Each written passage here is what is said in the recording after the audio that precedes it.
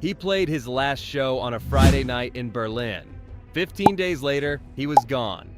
The doctor who told him what was wrong only found it by accident. His speech had started to slur, and somebody insisted on a brain scan. But here's the part almost nobody talks about. The man the whole world had written off as a walking liver, a cartoon of cigarettes and speed and Jack Daniels, the loudest and crudest creature in rock and roll, was secretly one of the most disciplined, well-read, and principled men the music business ever produced. The bullet belt was real. The warts were real. The 1,000 women and the daily bottle were real. But so was the voracious reader who couldn't fall asleep without a book. So was the man who hated Nazis so much his own bandmates had to keep defending him after he died.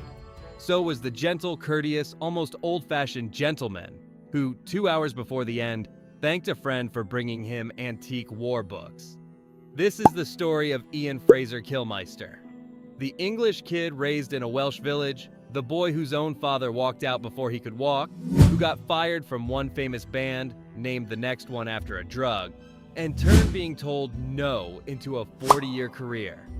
The man who built the loudest band on earth and lost everyone in it within 3 years of his own death. And the strange, fast, almost unbelievable way that career ended, just 2 days after a diagnosis nobody saw coming. Stay with me, because by the end of this video, you'll understand why the people who actually knew him say we got him completely wrong. Number 12. The English boy in a Welsh world. Long before he was the bullet-belted god of volume, Lemmy was a lonely kid who didn't fit in anywhere. He was born on Christmas Eve 1945 in Stoke-on-Trent, in the industrial English Midlands. His father was a former Royal Air Force chaplain and a concert pianist, and he walked out when Ian was 3 months old. That single fact shaped everything. A lifelong distrust of religion, a lifelong distrust of authority, a refusal, all the way to the end, to let anyone tell him how to live. When his mother remarried, the family eventually moved to a farm in Bennett, on the Isle of Anglesey in North Wales. And there, the young Ian Kilmister became the one thing guaranteed to toughen a boy fast. He was the only English child in a school of around 700 Welsh-speaking kids. Years later, with that dry wit that surprised everyone who met him, he described it as not the happiest time, but interesting from an anthropological point of view. That was Lemmy in a sentence. The hard life observed coolly filed away, turned into a joke he controlled. And the moment that redirected the whole thing happened in a club in Liverpool, when he was barely 16. Number 11. The night he saw the Beatles. At 16, Ian Kilmister walked into the Cavern club in Liverpool and watched the Beatles play before most of the world had heard of them. It rearranged him. He went home, got hold of their first album, and taught himself guitar note for note. But here's what most people miss about that night. It wasn't the harmonies or the haircuts that grabbed him, it was the attitude. He latched onto John Lennon's sharpness, the refusal to be polite, the sense that you could be clever and dangerous at the same time. That combination, brains plus menace, would become the entire blueprint for the persona he built later.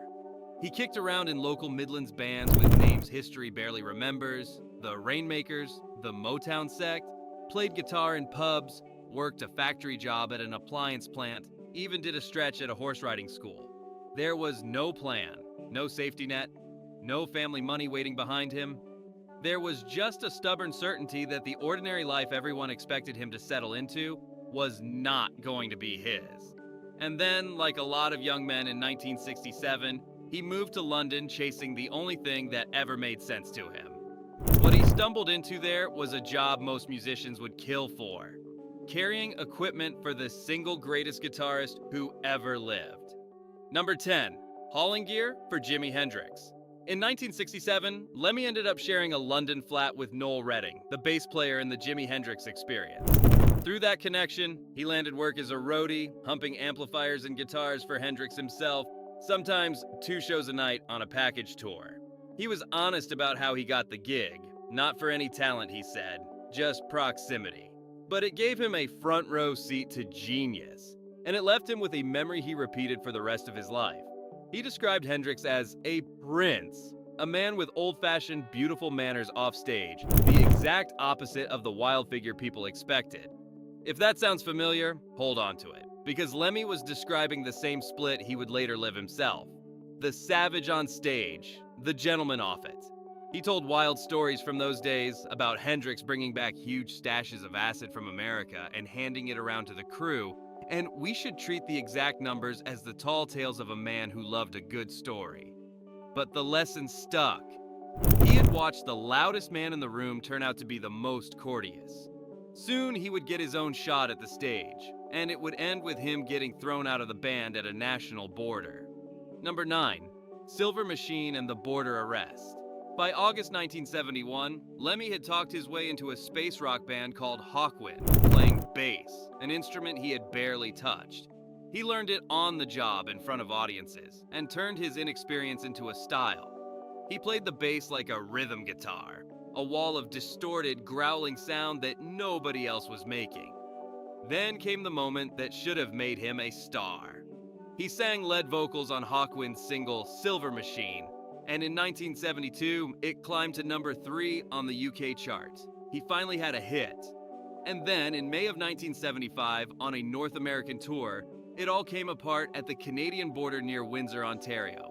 He was arrested for drug possession. Here is the twist that is almost too perfect. The border police charged him with possessing cocaine, but what he was actually carrying was amphetamine, speed, his drug of choice. Because they had named the wrong substance, the charge collapsed and he was released. But the damage was done. The band, worried the arrest could wreck their ability to cross borders and tired of his habits, fired him after the very next show. He was furious. He felt betrayed. And out of that humiliation, he did the most Lemmy thing imaginable. He decided to build something louder, harder, and uglier than anything that had ever rejected him. Number 8. The band he named after a drug. The first name he picked was Bastard. His manager told him flatly that a band called Bastard would never get booked on primetime television, so he needed something else. So Lemmy reached for the last song he had written for Hawkwind. It was called Motorhead. It was British slang for a speed freak, an amphetamine user. He slapped it on the new band, added an umlaut over the O purely because he thought it looked mean, and admitted later he had pinched the idea off Blue Oyster Cult, only for Motley Crue to pinch it right back off him. The umlaut means nothing. It has no sound. It was pure attitude, which was the whole point. He recruited a guitarist named Fast Eddie Clark and a drummer named Phil Taylor, nicknamed Filthy Animal, and that trio became the lineup fans still treat as sacred. Their philosophy was simple and absolute, everything louder than everything else. They wanted to be the loudest band in the world, and for years people argued they were, with stories of gigs so loud the plaster reportedly came down off the ceiling. Whether or not any of those decibel records were ever officially certified barely matters. The reputation was the product. But the breakthrough, the song that would follow him to his grave, was still a few years away, and he never even thought it was their best. Number 7. Ace of Spades. In 1980, Motorhead released Ace of Spades, and everything changed. The album hit number 4 in Britain. The title track, with that machine gun bass line and Lemmy's gravel-throated roar about gambling and living without fear, became the anthem that defined him. Born to lose, live to win. It was the perfect distillation of the whole act. The next year, they released a live album called No Sleep Till Hammersmith, and it did something the studio records never had. It went straight to number 1 on the UK album chart. The loudest, ugliest, most unfashionable band in the country had a number 1 record. Here's the strange footnote, though. Lemmy himself was never that precious about Ace of Spades. He got faintly annoyed that audiences treated it like the only song he ever wrote, when he had written hundreds. And he was firm about something else that drove him crazy his whole life. He did not consider Motörhead a heavy metal band. He insisted over and over that they played rock and roll. The same rock and roll he had heard as a teenager in that Liverpool club. Dave Grohl, who worshipped him, said Lemmy was adamant about it. "We are Motörhead," he liked to say, "and we play rock and roll." But the image was about to eat the man alive. And that gap between the cartoon and the human being is where this story really turned. Number 6, The reader behind the bullet belt. Here is where everything you think you know starts to crack. The public saw a brute, a bottle, a cigarette, a bass, and a scowl. The people who actually toured with him saw something else entirely. A journalist named Bill Dunn, who spent days on the road with him, came away stunned and said Lemmy was about 20 IQ points, too intelligent for the role he played. Lemmy told him, "My mind has to be occupied all the time. Without a book, I'd go nuts." While the rest of the band went out raising hell, Lemmy often stayed behind in the dressing room, alone with a book, while the noise of the night happened somewhere else. He was a serious amateur historian. Interviewers expecting a grunting caveman were routinely ambushed by his sharp grasp of politics and history, and his love of Monty Python and old comic writers. This was the secret at the center of the whole act. The wildest man in rock was, in private, one of the most controlled. He even said it out loud once. "It is not two personas," he explained. "I'm wild on stage, but you can't do that all the time. You'll wear yourself out." He had learned that lesson decades earlier, watching a courteous prince named Hendrix step off stage. But there was one part of his image that genuinely disturbed people, and it followed him long after he was gone. Number 5. The collection that followed him to the grave. Lemmy collected military memorabilia, war daggers, medals, caps, uniforms, much of it German, much of it from the Second World War, and his apartment was packed with it. To a lot of people, that looked indefensible, and some of them said so. It is fair to find the imagery disturbing, and plenty of musicians did. But the part the headline skipped is the part that matters most. Lemmy explained himself the same way for 40 years, and the people closest to him backed him without hesitation. "I only collect the stuff," he said. "I didn't collect the ideas." He pointed out, with that historian's eye, that throughout history the villains tended to have the sharpest looking uniforms, and that if the British Army had designed something better than khaki, he'd have collected that too. He said flatly that he didn't have a racist bone in his body, that he had friends of every color and creed. And this was not just talk. His own guitarist Phil Campbell had to publicly shut the rumor down years after Lemmy's death, saying simply, "He was a historian. He did not have any Nazi tendencies." His drummer Mickey D put it even more bluntly. He hated Nazis. He hated stupidity. Two of his close friends were Jewish musicians who came to mourn him. The man dressed like the villain and lived like an anarchist who despised everything the villain stood for. It was the deepest contradiction of his life, but the deepest wound of his life was something he almost never let anyone see. Number 4, the love he lost and the drug he hated. For all the talk of 1,000 women, Lemmy never married. He lived for most of his life essentially alone. And there was a reason he guarded that part of himself so carefully. As a young man, he loved a woman named Susan Bennett. He called her the great love of his life. And she died, young, from heroin. He dedicated his entire autobiography to her decades later. It is the key that unlocks the whole man.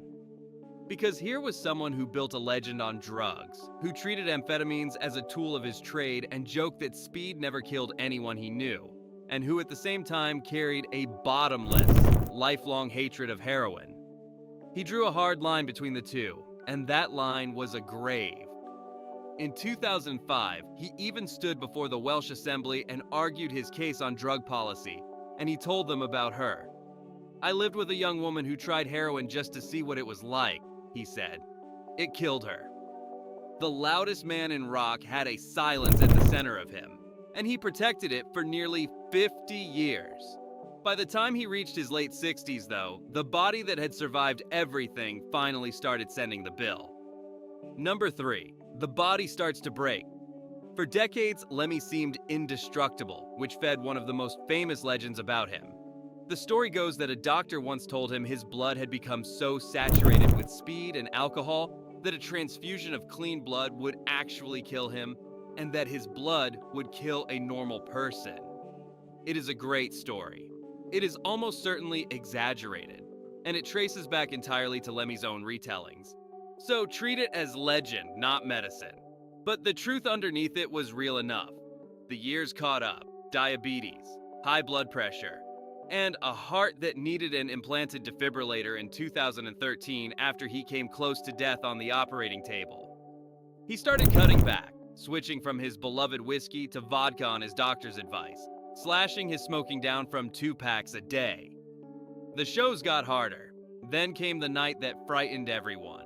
On stage in Austin, Texas, in September 2015, he managed only 3 songs before he stepped to the microphone and said 4 words no Motorhead fan ever expected to hear. "I can't do it." And he walked off. The man who built his whole identity on never backing down had just been forced to back down by his own body. He had a little over 3 months left. But before the end came, the people who built that loudest band on earth started to fall, one after another. Number 2, the band that died together. There is something almost eerie about how the classic Motorhead lineup left the world. In November 2015, Phil Taylor, the drummer they called Filthy Animal, the man behind the kit on Ace of Spades, died at 61. Lemmy was devastated. And barely 7 weeks later, Lemmy himself was gone. The last surviving member of that sacred trio, guitarist Fast Eddie Clarke, held on until January 2018, when he too passed, the final piece of the lineup gone. The guitarist Wurzel had already died years before. Within a few short years, the band that had sworn to be everything louder than everything else fell completely silent. When it was over, the drummer Mickey D said the only thing that could be said. Motorhead is over, of course. Lemmy was Motorhead. But Lemmy's own final act was the fastest and most shocking part of the entire story, and it happened in a matter of days. Number 1, 15 days. On the 11th of December 2015, Motorhead played a show in Berlin. Lemmy walked off that stage like he had walked off 10,000 others.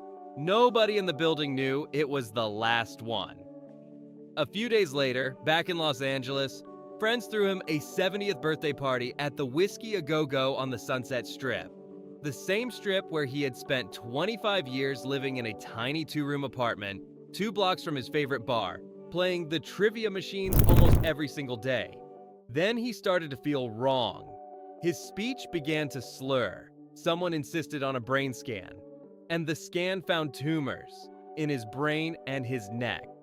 On Saturday, the 26th of December, 2 days after his 70th birthday, a doctor came to his apartment and told him he had terminal cancer and somewhere between 2 and 6 months to live. He did not get 2 months. He did not get 2 weeks. On the 28th of December 2015, just 2 days after the diagnosis, Lemmy died at home, reportedly sitting in front of the video game machine his friends had moved from the Rainbow Bar into his bedroom so he wouldn't have to be without it. He was 70 years old.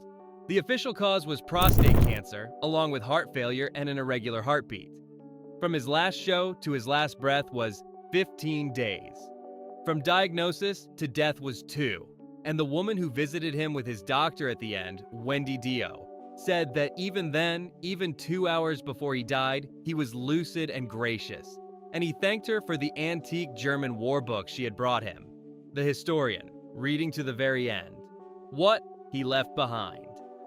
They did not try to replace him because everyone understood there was no replacing him. The memorial was held at Forest Lawn in Los Angeles in January 2016, and it was streamed live around the world to somewhere north of 200,000 people watching at once. Ozzy Osbourne, who had spoken to him on the phone the morning he died, called him a hero. Dave Grohl called him the king of rock and roll and said no one else comes close. Metallica said he was the reason they existed. Slash stood up and said Lemmy had more integrity than anybody, that he was 100% loyal. He was cremated, and his ashes were placed in an urn shaped like the black cavalry hat he always wore, engraved with the words, "Born to lose, live to win." And then, in a final gesture that was pure Lemmy, portions of his ashes were sealed inside bullet casings and given to his closest friends to keep. Fans launched a campaign to name a newly discovered chemical element Lemmium. It didn't happen, but tens of thousands of people signed it, which tells you something about what he meant. In 2025, his hometown of Stoke-on-Trent unveiled a statue of him, with a portion of his ashes set into the base. An English kid who never belonged, immortalized in bronze in the town he came from. A father who walked out. A village that never accepted him. A band that fired him. A drug that took the woman he loved. A body that finally said no. And a man who, for 70 years, refused to let any of it define him. The strange thing about Lemmy Kilmister is not how hard he lived. Plenty of musicians lived hard, and most of them are remembered for nothing else. The strange thing is how completely we misread him while he was alive. We saw the warts, and the bullet belt, and the bottle, and we decided we understood him. We decided he was the cartoon. And the whole time, behind that growl, there was a self-taught historian who couldn't sleep without a book. A man who despised the very symbols he wore as costume. Who carried the memory of a lost love for 50 years and used it to argue policy in front of a government, who was courteous to strangers and loyal to friends and gracious to the woman at his bedside 2 hours before the end. He spent his life being underestimated, starting in a Welsh schoolyard where he was the odd one out, and he turned underestimation into a weapon. He was told no by his father, by a village, by Hawkwind, by an industry that said his kind of loud, ugly rock and roll would never sell. And he answered every single no with 40 more years of the loudest yes in music. So the next time you hear that machine gun bassline kick off Ace of Spades, listen past the noise. That is not just a song about gambling. That is a man who was dealt a losing hand at 3 months old and spent 7 decades refusing to fold. Born to lose, live to win. And he meant every word of it, right up until the 15th day. If this story got to you, hit that like button for Lemmy. Subscribe so the algorithm keeps pulling new people back to him because he spent his whole life being misunderstood, and he deserves to be remembered right. And tell me in the comments, did you know the real man behind the image? Or did you, like most of the world, only ever meet the cartoon? I'll see you in the next one.